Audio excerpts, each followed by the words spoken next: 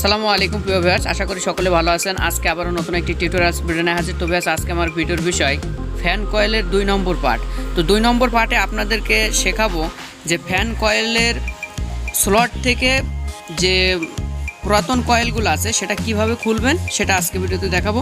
তো সম্পূর্ণ ভিডিওটা দেখবেন, সেক্ষেত্রে বিষয়টা ক্লিয়ার হয়ে যাবে। কোম্পানি থেকে যে তারটা দিয়েছে এই তারগুলো খুলে ফেলতে হবে। তো তারটা কিভাবে খুলবেন দেখুন, এটার কোনো প্লাস মাইনাস নির্দিষ্ট নেই।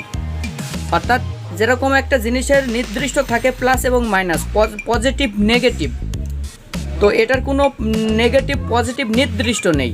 মানে কালো যেটা দেখতে পাচ্ছেন এটা কিন্তু এখন আমরা ধরে নিচ্ছি যে এটা আছে পজিটিভ নেগেটিভ লাইন, আর লালটা আছে পজিটিভ। তো এটা নির্দিষ্ট নেই, কারণ যখন এটা জেনারেটর তৈরি করে, বিদ্যুৎটা তৈরি করে, তখন আছে দুইটাই পজিটিভ দুইটাই নেগেটিভ।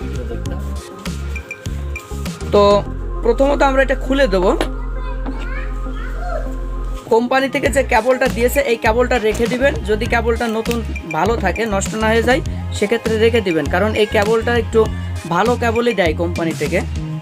এটা হচ্ছে 3076 তার, অর্থাৎ ভিতরে 30টা গেজ আছে, 30টা গেজ, আর 76 হচ্ছে এটার একটা ডাক নাম 3076।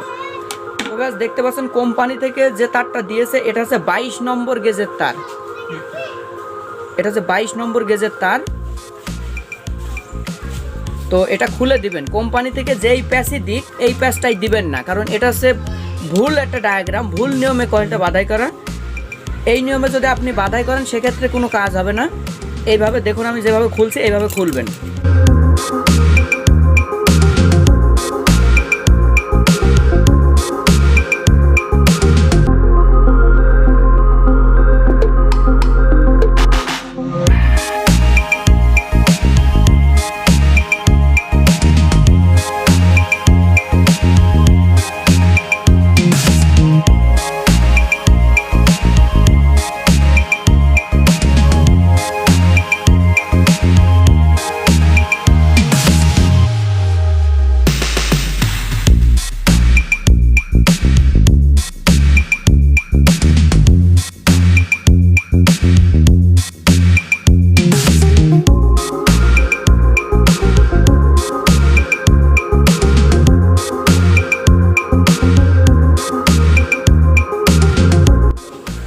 তো ভিউয়ার্স দেখুন, 4টি স্লটের কয়েল ছিল, তো 4টি স্লটের কয়েলটা খোলা কমপ্লিট।